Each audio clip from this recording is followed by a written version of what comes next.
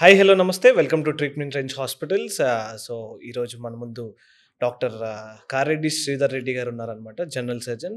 ఆయనతో ఒక major topic గురించి మాట్లాడదాం. బికాజ్ ఎందుకంటే దాన్ని సరిగ్గా చూసుకోకపోతే చాలా అనర్థాలకు కారణమవుతది. అండ్ మనం దాన్ని చాలా మైనర్ ఇష్యూ అనుకుంటాం. బట్ అది చాలా మేజర్ ఇష్యూ అని తెలుసుకున్నాను నేను. సో, మీరు కూడా తెలుసుకోవాలి అంటే ఆయనతో మాట్లాడదాం. Hi sir. హాయ్ అండి. సార్, ఈ ఏదైతే పీనిస్ ఉందో దాన్ని హైజీనెస్ లేకపోతే ఈ క్యాన్సర్ అని కూడా అన్నారు కదా. సో, ఇది అంటే డ్యూరేషన్ ఏంటి సార్? అంటే వాటి ప్రాసెస్ ఎలా వస్తది? అది ఎంత ఈజీగా ఇన్ఫెక్ట్ అవుతది అనేది క్లారిటీ కావాలి.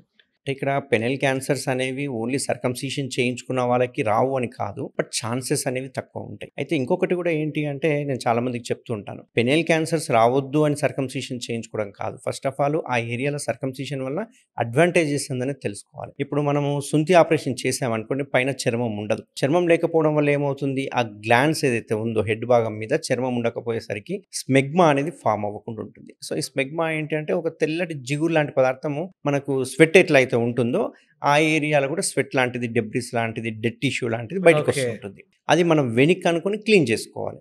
అలా క్లీన్ చేసుకోకుండా అలాగే స్మెగ్మాన్ పెట్టుకున్నాం అనుకోండి, దురదలు రావడము, అన్హైజినిక్, అక్కడ మాయిశ్చర్ డెవలప్ అవ్వడము, స్లోగా బ్యాక్టీరియాస్, వైరస్లు అటాక్ కావడము, అట్లా పెనెల్ క్యాన్సర్స్ వచ్చే అవకాశాలు ఉంటాయి. ఓకే. అదే ఒకవేళ సుంతి చేయించుకున్నాం అనుకోండి, ఈ స్మెగ్మా అనేది ఫామ్ అవ్వకుండా ఉంటుంది అండ్ హైజీనిక్గా ఉంటుంది. కడుక్కోకపోయినా కానీ మొత్తం ఏరియా అంతా మాయిస్ట్ ఉండదు కాబట్టి ఇన్ఫెక్షన్స్ అనేవి తక్కువ ఉంటాయి. కాబట్టి సర్కంసిషన్ చేయించుకుంటే పెనెల్ క్యాన్సర్స్ వచ్చే అవకాశాలు కొంచెం తక్కువగా ఉంటాయి అన్నట్టు.